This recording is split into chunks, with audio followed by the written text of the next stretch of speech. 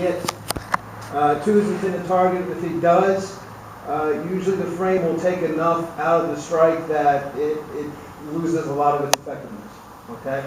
So, you guys got to keep in mind in a punching scenario, you might need a punch or two. The idea here is to minimize the damage and not really, get hurt. All right? So what I want to try and do here is either keep him very far away from me, in essence, sort of outside of my legs, or I want to keep him very close. I don't want him here. Because right now where he is, he can tee off perfectly and just drill me in the face, and it's going to hurt a whole lot. Okay? But if I can get close to him here,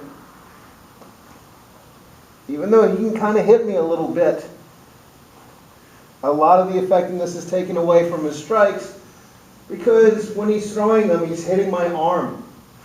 All right? I'm trapping one arm down here, so it's immobilizing the top part of his arm from his elbow up to his shoulder. It's hard for him to move it. He can kind of swing below the elbow, but that's really all he's got. There's not a lot of power he can generate here. The other side, when he's trying to tag my head, he's got to get around my arm and his own head to get there.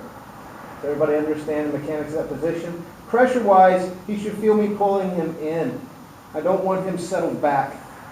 All right, his momentum is to kind of come in and punch me right now.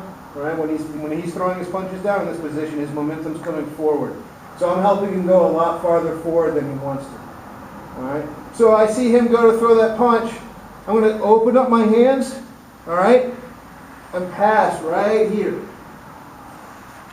Okay, make sure that when you're blocking here, you don't simply just open and pull. Because as he's coming down with that momentum, he may hit you in the head.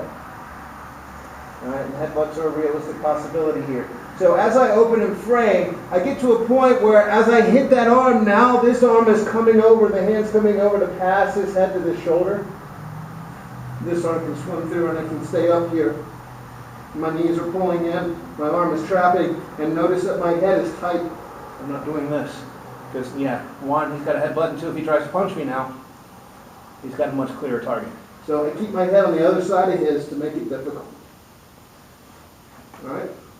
Does everybody understand the controlling position there? Yeah? We good? So that's what I want us to rehearse right now, is just simply the control. We're not going to spend very long on it because we're going to go into part 2 of this, and then we'll move on to the other more exciting points. All right?